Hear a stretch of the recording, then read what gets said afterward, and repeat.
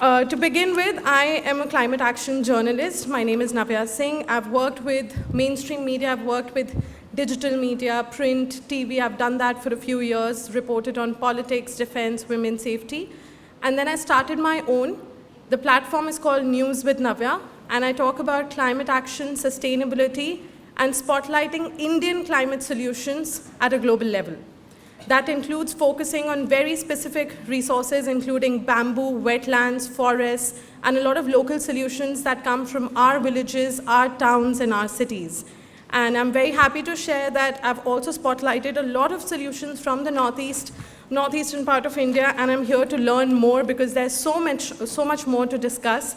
And one realization that I've had since morning is that we will need a lot more samwads to really bring out these conversations. To begin with, I would like to talk about how I talk about climate action. We understand that there's a lot happening in this country, in remote parts of the country, and we try to present that as a team. We try to present that in different content formats. So we do videos, interviews, swipe posts, text formats, newsletters. We try to reach out to different audience in different capacities so that we can convince them that climate action is an everyday conversation. It's like how we discuss politics at dinner table is exactly how we should be talking about climate every day. We've covered a lot of ancient solutions that we think hold immense responsibility to inspire climate action globally. Some of these solutions come from distant places, from different states. We recently did a story on how a 2,000-year-old poem inspired the conservation of a wildlife species in Tamil Nadu. At a time when we're constantly looking for innovation, drones, AI, we sometimes forget that solutions are very well a part of our culture and what we've been studying and what we've been growing up with all of these years. Some stories around how the blue homes of Jodhpur keep those houses clean, and why are they blue? Why do they use indigo and lime? And how can we incorporate that into the trending sustainable green architecture of India right now? We talk about sacred groves, a topic that I think has been mentioned a couple of times here at the conference as well. We talk about how local communities that are dependent on these forests really go out of their way to preserve them, to protect them, and most importantly, respect them when it comes to their needs. We also talk about something very interesting known as Vastu Shastra, a thing that has been misinterpreted now around fear and superstition, but ideally it's supposed to be an idea that tells you to listen to the land and build accordingly. So we're trying to encourage and educate people on that. Talking about Himalayas, talking about Northeast, I've lived in different parts of Northeast as a student because I come from a defense background. I've studied in Sikkim, I've studied in Assam, I've traveled to Arunachal, I've done all of that. But what I do realize is back then I did not have the knowledge or the exposure to really understand the crisis. The crisis was there even then. But I think now it's my time to give back to these states and travel as a journalist and bring out solutions. So that's exactly why I'm here. Climate and water crisis, to begin with, in Himalayas is no longer a distant threat. We treat it as one, but it's not.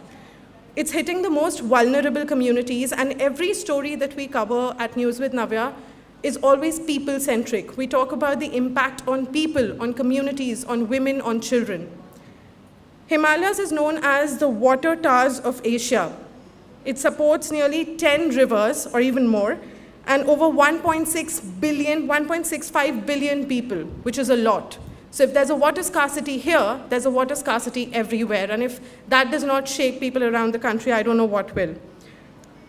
At a time when we say that glaciers in Himalayas are melting, we often feel that if it's melting, people around that area will have water if it's melting. But what's interesting is that when glaciers melt, there are floods, followed by droughts. So there's no water that you can really use. It's just catastrophic, and it affects women, it affects children, it affects every livelihood and community that is dependent on it.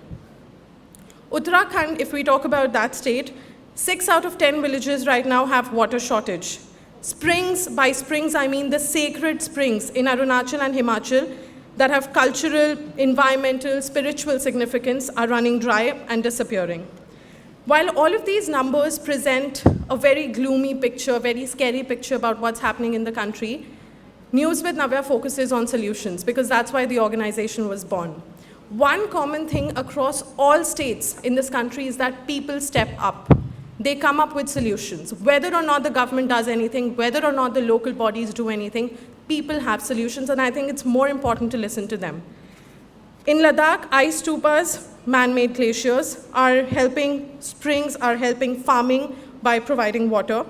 In Zero, local traditional wetland system, and the Honorable Governor yesterday mentioned about the integrated rice fish farming, extremely important, something that has the potential to go global, and we need to talk about it more.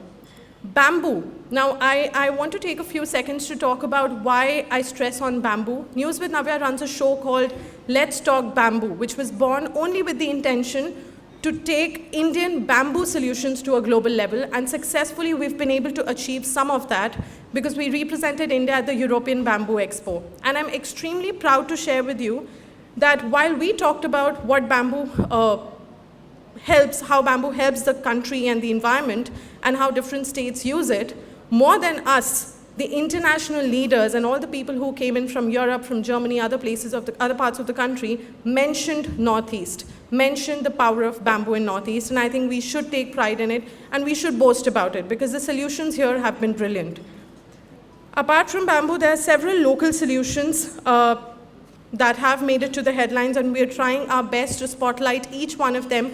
Even after this conference, we will be speaking to a lot of you here, and we'll try to understand the local solutions here and spotlight them at a national and a global level. The idea is not only to solve the crisis in Himachal or the crisis in Arunachal or the crisis in Assam.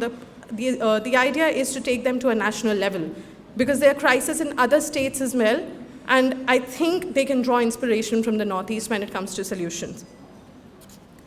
There are brilliant examples from different states. We recently did a story on how Sikkim is 100% organic state. We've done stories of how folklores in several northeastern states mention bamboo, how responsible forest management comes naturally to northeastern states. They only take what is needed and they leave the rest for the forest to grow. I think this is the mantra that it should be for the country right now. We talked about sacred groves, living root bridges in Meghalaya, several other stories that have the potential to go global. At a time when water crisis is real in several states, we did a story on how basmati rice is leading to a severe water shortage in Punjab. I think solutions like drip irrigation, several other solutions from Northeast can be replicated in several other states of the country as well. Talking about impact, it's not like climate change does not affect men, but it definitely affects a lot of women. We've done several stories where lack of safe drinking water, safe water that you can use, affects women's health, women who are menstruating, women who are expecting, and children. And I think we should pay attention to this because women in several parts of the Northeast as well have done a lot to prevent rivers, to prevent communities, to prevent rivers from the harmful effects of dams, so on and so forth. They've been advocates for sustainable development, and there are several such women here in the panel as well and in the audience as well. A very interesting story that I recently came across was on how in several parts of the Northeast, on full moon days, waste collection is a culture. So you collect waste, you gather it, you segregate it, and you sell recyclable waste. This generates income and helps in keeping the place clean and hygienic. A brilliant story that we will be talking about in detail on News with Navya. We've done several heartbreaking stories as well. The recent visuals that went viral from Kasol, where it's just waste that you can see in Kasol, in Shimla, in Manali, and all of this waste comes from us. We travel there, we generate that waste, and we're all part of the problem. But the idea is that there are solutions that we can scale to that level and bring it on a local and a state level, and we must do that, which is where stories that News with Navya does and several other climate journalists, climate creators do, plays an important role. I also want to highlight some initiatives taken by states, including Uttarakhand, that has mandated every car to carry a trash bag, that is making eco-bricks using plastic waste, and several other states that are incorporating eco-friendly measures. I think, to sum it up, we need these stories. We need these stories because stories are the only way you can convince people. अगर कहानियाँ नहीं है तो लोग बात नहीं सुनेंगे.